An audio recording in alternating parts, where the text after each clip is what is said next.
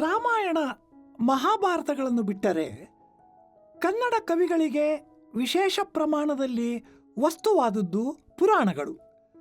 ಈ ಪುರಾಣಗಳನ್ನು ಜೈನ, ವೀರಶೈವ, ವೈಷ್ಣವ ಎಂದು ವಿಂಗಡಿಸಿ ನೋಡಬಹುದು. ವೈಷ್ಣವರಿಂದ ರಚಿತವಾದ ಸಾಹಿತ್ಯವನ್ನು ಪರಿಶೀಲಿಸುವಾಗ ಅವರ ಪುರಾಣಗಳ ವಿಷಯವನ್ನಾಗಲೇ ಪ್ರಸ್ತಾಪಿಸಲಾಗಿದೆ. ವೈಷ್ಣವ ಪರಂಪರೆಯ ರಾಮಾಯಣ, ಭಾರತ, ಭಾಗವತಗಳು ಕಾವ್ಯಗಳೂ ಹೌದು, ಧಾರ್ಮಿಕ ಪುರಾಣಗಳೂ ಹೌದು. ಆದುದರಿಂದ ಈಗ ಜೈನ ಹಾಗೂ ವೀರಶೈವ ಪುರಾಣಗಳನ್ನು ಕುರಿತು ವಿಚಾರ ಮಾಡಬಹುದು.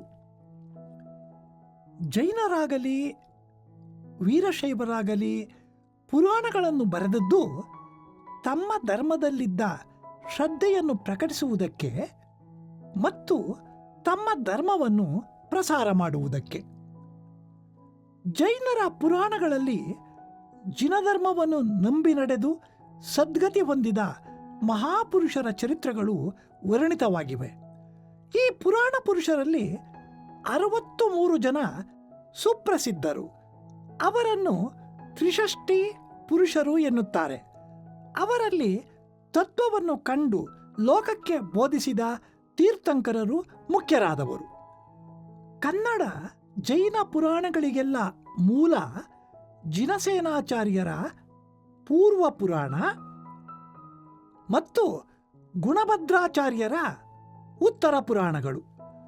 ಈ ಪುರಾಣಗಳಿಗೆ ಒಂದು ಚೌಕಟ್ಟು ಇದೆ, ಅದೇ ಪಂಚಕಲ್ಯಾಣಗಳು.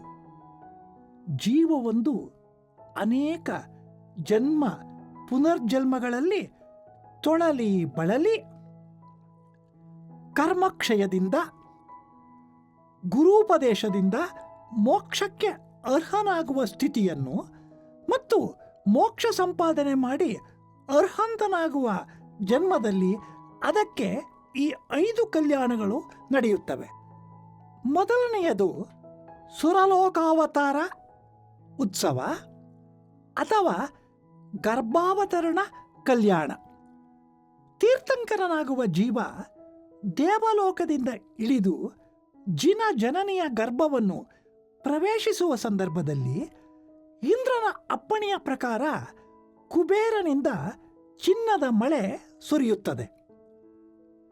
ದೇವತಾ ಸ್ತ್ರೀಯರು ಬಂದು ತೀರ್ಥಂಕರನಾಗಲಿರುವವನ ತಾಯಿಯ ಗರ್ಭವನ್ನು ಶೋಧನೆ ಮಾಡುತ್ತಾರೆ. ಅನಂತರ ಆ ಗರ್ಭಕ್ಕೆ ಅರ್ಹಂತನಾಗಲಿರುವ ಜೀವ ಅವತರಿಸುತ್ತದೆ. ಇದು ಗರ್ಭಾವತರಣ ಕಲ್ಯಾಣ. ಎರಡನೆಯದು ಜನ್ಮಾಭಿಷೇಕ ಕಲ್ಯಾಣ. ಜಿನ ಶಿಶು ಜನನವಾದೊಡನೆಯೇ ತಾಯಿಗೆ ಮೋಹ ನಿದ್ರೆ ಬರಿಸಿ ಇಂದ್ರಾಪ್ಸರೆಯರು ಮಗುವನ್ನು ಒಯ್ದು ಮಂದರ ಪರ್ವತದಲ್ಲಿ ಕ್ಷೀರಸಾಗರದ ಹಾಲಿನಿಂದ ಅಭಿಷೇಕ ಮಾಡುತ್ತಾರೆ. ಇಂದ್ರನು ಆನಂದ ನೃತ್ಯವನ್ನಾಡುತ್ತಾನೆ. ಅನಂತರ ಮಗುವನ್ನು ತಂದು ತಾಯಿಯ ಬದಿಯಲ್ಲಿರಿಸುತ್ತಾನೆ. ಇದು ಜನ್ಮಾಭಿಷೇಕ ಕಲ್ಯಾಣ. ಮುಂದಿನದು ತೀರ್ಥಂಕರ ಬಾಲಕ ಬೆಳೆದು ಯಾವುದೋ ಕಾರಣದಿಂದ ವೈರಾಗ್ಯವನ್ನು ಹೊಂದಿ ಗೃಹತ್ಯಾಗ ಮಾಡಿ ದೀಕ್ಷೆಯನ್ನು ಹೊಂದಿ ತಪಸ್ಸಿಗೆ ತೊಡಗುವ ಹಂತ. ಇದು ಪರಿನಿಷ್ಕ್ರಾಂತಿ ಮಹೋತ್ಸವ ಅಥವಾ ಪರಿನಿಷ್ಕ್ರಮಣ ಕಲ್ಯಾಣವೆಂದು ಕರೆಯಲಾಗಿದೆ.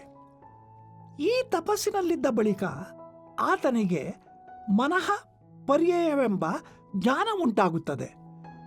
ಅನಂತರ ಆತ ಭಿಕ್ಷೆಗೆ ಹೊರಡುತ್ತಾನೆ. ಪಂಚಾಶ್ಚರ್ಯಗಳು ಉಂಟಾಗುತ್ತವೆ. ಮತ್ತೆ ತಪಸ್ಸಿಗೆ ತೊಡಗಿ ಸಮಸ್ತ ಕರ್ಮಗಳನ್ನೂ ಕಳೆದುಕೊಂಡು ಕೇವಲ ಜ್ಞಾನವನ್ನು ಆತ ಪಡೆಯುತ್ತಾನೆ. ಆಗ ಇಂದ್ರನು ದೇವತೆಗಳೊಡನೆ ಬಂದು ಪೂಜಿಸಿ ಆನಂದೋತ್ಸವ ನಡೆಸುತ್ತಾನೆ. ಇದು ಕೈವಲ್ಯ ಬೋಧೋತ್ಸವ ಅಥವಾ ಕೇವಲ ಜ್ಞಾನ ಕಲ್ಯಾಣ. ಕೇವಲ ಜ್ಞಾನವನ್ನು ಪಡೆದು ಸರ್ವಜ್ಞನಾದ ಈ ಜೀವವನ್ನೇ ತೀರ್ಥಂಕರ ಅನ್ನುತ್ತಾರೆ. ತೀರ್ಥಂಕರನು ಸಮವಸರಣವೆಂಬ ಮಂಟಪದಲ್ಲಿ ಕೂತು ಈ ಲೋಕದ ಜೀವರ ಮೇಲಿನ ಅನುಕಂಪೆಯಿಂದ ದಿವ್ಯೋಪದೇಶಗಳನ್ನು ಮಾಡುತ್ತಾನೆ. ಈ ಸ್ಥಿತಿಯಲ್ಲಿನ ಆಯಸ್ಸು ತೀರಿದ ಮೇಲೆ ದೇಹವನ್ನು ತೊರೆದು ಮುಕ್ತಿ ಹೊಂದುತ್ತಾನೆ. ಆಗ ದೇವತೆಗಳು ಆನಂದ ನೃತ್ಯವನ್ನು ಮಾಡುತ್ತಾರೆ. ಇದೇ ಪರಿನಿರ್ವಾಣೋತ್ಸವ ಅಥವಾ ಪರಿನಿರ್ವಾಣ ಕಲ್ಯಾಣ. ಈ ಪಂಚಕಲ್ಯಾಣಗಳ ಚೌಕಟ್ಟಿನಲ್ಲಿಯೇ ಎಲ್ಲ ತೀರ್ಥಂಕರರ ಕಥೆಯೂ ಉಕ್ತವಾಗಿದೆ. ಕನ್ನಡದ ಎಲ್ಲ ಜೈನ ಪುರಾಣಗಳು ಇದೇ ಮಾದರಿಯ ರಚನೆಗಳಾಗಿವೆ. ಒಂದು ಜೈನ ಪುರಾಣವನ್ನು ನೋಡಿದರೆ ಸಾಕು, ಉಳಿದಿದ್ದರಲ್ಲಿ ಅಂತಹ ವ್ಯತ್ಯಾಸವೇನಿಲ್ಲ ಅನ್ನಿಸಿಬಿಡುತ್ತದೆ. ವ್ಯತ್ಯಾಸಗಳೇನಿದ್ದರೂ ಆಯಾ ಕವಿಗಳು ಉಚಿತವಾಗಿ ತರುವ ವರ್ಣನೆಗಳಲ್ಲಿ. ಕನ್ನಡ ಜೈನ ಪುರಾಣಗಳಲ್ಲೆಲ್ಲ ಪಂಪನ ಆದಿಪುರಾಣವೇ ಮೊದಲಿನದು, ಕ್ರಮಸಂಖ್ಯೆಯಲ್ಲಿ ಮತ್ತು ಗುಣದಲ್ಲಿ. ಆದಿಪುರಾಣದಲ್ಲಿ ಧರ್ಮವನ್ನೂ ಕಾವ್ಯ ಧರ್ಮವನ್ನೂ ತಿಳಿಯಬಹುದು ಎನ್ನುವುದು ಅವನ ಘೋಷಣೆ. ಪಂಪ ಕನ್ನಡದ ಮಹಾಕವಿಯಾದದ್ದರಿಂದ ಅವನ ಆದಿಪುರಾಣದಲ್ಲಿ ಕಾವ್ಯಗುಣ ತಾನೇ ತಾನಾಗಿ ಎದ್ದು ಕಾಣುತ್ತದೆ. ಅದು ಕೇವಲ ಪುರಾಣ ಮಾತ್ರವಾಗದೆ ಉತ್ಕೃಷ್ಟವಾದ ಕಾವ್ಯವೂ ಆಗಿದೆ. ಕೆಲವರ ದೃಷ್ಟಿಯಲ್ಲಿ ಪಂಪನ ವಿಕ್ರಮಾರ್ಜುನ ವಿಜಯಕ್ಕಿಂತ ಆದಿಪುರಾಣವೇ ಕನ್ನಡದ ಶ್ರೇಷ್ಠ ಕೃತಿಯಾಗಿದೆ. ಇದಕ್ಕೆ ಕಾರಣ ಆದಿಪುರಾಣ ಚಿತ್ರಿಸುವ ಲೋಕಾಂತಗಳ ಬದುಕು ಹಾಗೂ ಆತ್ಮವೊಂದರ ವಿಕಾಸ ಯಾತ್ರೆಯ ಅದ್ಭುತವಾದ ಚಿತ್ರಣವೇ. ಪಂಪನು ಆದಿಪುರಾಣವನ್ನು ಪುರಾಣದ ಚೌಕಟ್ಟಿನಲ್ಲಿ ಬರೆದರೂ ಜಿನಸೇನರ ಕಥೆಯಲ್ಲಿ ಉಚಿತವಾದ ಮಾರ್ಪಾಡುಗಳನ್ನು ಮಾಡಿಕೊಂಡಿದ್ದಾನೆ.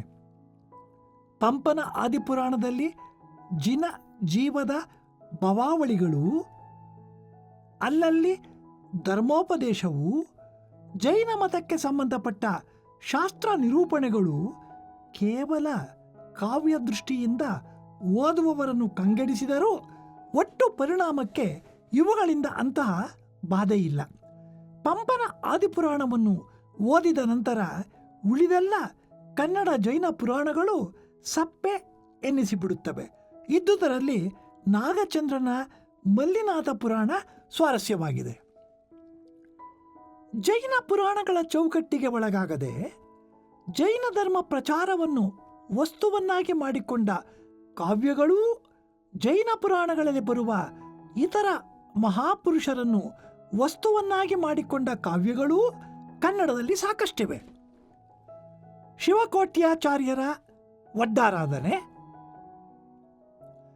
ನಯಸೇನನ ಧರ್ಮಾಮೃತ, ಆಂಡಯ್ಯನ ಕಬ್ಬಿಗರ ಕಾವ,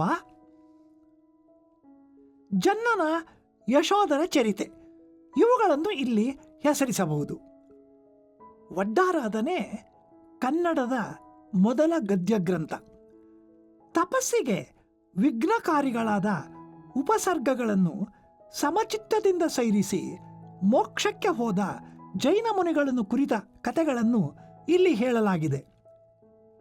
ಈ ಕಥೆಗಳ ಭಾಷೆಯ ಸೊಗಸೂ ರಚನಾ ತಂತ್ರಗಳೂ ಅಪೂರ್ವವಾಗಿವೆ. ನಯಸೇನನ ಧರ್ಮಾಮೃತವು ಅನೇಕ ಕಥೆಗಳ ಮೂಲಕ ಜೈನ ಮತದ ಸಾರವನ್ನೆಲ್ಲ ತುಂಬ ತಿಳಿಯಾಗಿ ರಮ್ಯವಾಗಿ ಹೇಳುತ್ತದೆ. ಪರಂಪರೆಯಿಂದ ಬಂದ ಕಥೆಗಳನ್ನೆಲ್ಲ ಕಲೆ ಹಾಕಿಕೊಂಡು ಸರಸವಾಗಿ ವ್ಯಂಗ್ಯವಾಗಿ ಇತರ ಧರ್ಮಗಳನ್ನು ಲೇವಡಿ ಮಾಡುತ್ತಾ ಜೈನ ಧರ್ಮದ ಮಹತ್ತನ್ನು ನಯಸೇನ ಇಲ್ಲಿ ಎತ್ತಿ ಹಿಡಿದಿದ್ದಾನೆ. ಆಂಡಯ್ಯನ ಕಬ್ಬಿಗರ ಕಾವ ಯಾವ ಜೈನ ಪುರಾಣಕ್ಕೂ ಋಣಿಯಾಗದೆ ಬಹಳ ಜಾಣತನದಿಂದ ಜೈನ ಧರ್ಮದ ಮಹತ್ತನ್ನು ಎತ್ತಿ ಹಿಡಿಯುವ ಕೃತಿ. ಜನ್ನನ ಯಶೋಧರ ಚರಿತೆಯು ಜೀವದಯೆ ಜೈನ ಧರ್ಮಂ ಎಂಬ ತತ್ವವನ್ನು ಅಮೃತಮತಿ ಮತ್ತು ಅಷ್ಟಾವಂಕರ ಪ್ರಣಯ ವಿಕಾರದ ಹಿನ್ನೆಲೆಯಲ್ಲಿ ಅಮೃತಮತಿಯ ಪತಿಯಾದ ಯಶೋಧರನ ಮನಸ್ಸು ವಿರಾಗದ ಹಾದಿಯಲ್ಲಿ ತೊಳಲಿ ಬಳಲಿದ ಕಥೆಯಲ್ಲಿ ನಿರೂಪಿಸುತ್ತದೆ. ವೃತ್ತವಿಲಾಸನ ಧರ್ಮ ಪರೀಕ್ಷೆ ಜೈನ ಧರ್ಮದ ಮಹತ್ತನ್ನು, ಮುಖ್ಯವಾಗಿ ಅನ್ಯ ಧರ್ಮಗಳನ್ನು ವಿಡಂಬಿಸುವುದರ ಮೂಲಕ ಪ್ರಚಾರ ಮಾಡುವ ಕೃತಿ. ಜೈನ ಪುರಾಣಗಳಲ್ಲಿ ಬರುವ ಇತರ ಎಂದರೆ ತೀರ್ಥಂಕರರಲ್ಲದ ಮಹಾ ವ್ಯಕ್ತಿಗಳನ್ನು ವಸ್ತುವನ್ನಾಗಿ ಮಾಡಿಕೊಂಡು ಕನ್ನಡ ಜೈನ ಕವಿಗಳು ಬರೆದ ಇನ್ನೂ ಕೆಲವು ಕೃತಿಗಳಿವೆ. ನಾಗರಾಜನೆಂಬ ಕವಿ 14ನೇ ಶತಮಾನದ ಮಧ್ಯದಲ್ಲಿ ಬರೆದ ಪುಣ್ಯಾಶ್ರವ ಎಂಬ ಕೃತಿ ಜೈನ ಧರ್ಮದ ಒಂದೊಂದು ಗುಣದಲ್ಲಿ ಪ್ರಸಿದ್ಧಿ ಪಡೆದ 52 ಪುರಾಣ ಪುರುಷರನ್ನು ಕುರಿತು ಬರೆದ ಕಥೆಗಳ ಒಂದು ಗೊಂಚಲು. 3ನೆಯ ಮಂಗರ್ಸನು ಆದಿತೀರ್ಥಂಕರನ ಕಾಲದಲ್ಲಿ ಒಬ್ಬ ರಾಜನಾಗಿದ್ದ ಆದಿಪುರಾಣದಲ್ಲಿ ಬರುವ ಜಯಕುಮಾರನನ್ನು ಕುರಿತು ಜಯನೃಪ ಕಾವ್ಯವೆಂಬ ಕೃತಿಯನ್ನು 16ನೇ ಶತಮಾನದಲ್ಲಿ ಬರೆದಿದ್ದಾನೆ. ಇದೇ ಕಾಲದವನಾದ ಭಾಸ್ಕರ ಕವಿಯ ಜೀವಂದರ ಚರಿತೆ ಜೀವಂದರನೆಂಬ ರಾಜಕುಮಾರನ ಕಥೆಯಾಗಿದೆ.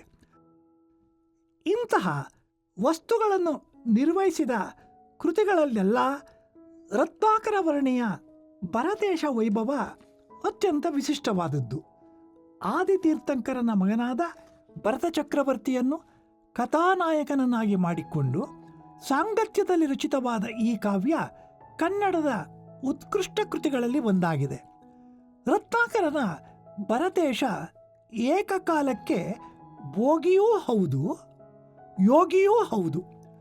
ಬದುಕಿನ ಬಗೆಗೆ ನಿರ್ವೇಗಗೊಂಡು ತಪಸ್ಸಿಗೆ ಹೋಗುವ ತೀರ್ಥಂಕರನಾಗಲಿರುವ ವ್ಯಕ್ತಿಗಿಂತ ಈ ಭೋಗದ ನಡುವೆ ಇದ್ದೂ ಯೋಗವನ್ನು ಸಾಧಿಸುವ ಜೀವ ಕಡಿಮೆಯಲ್ಲ ಎನ್ನುವ ಧ್ವನಿ ಈ ಕಾವ್ಯದಲ್ಲಿದೆ.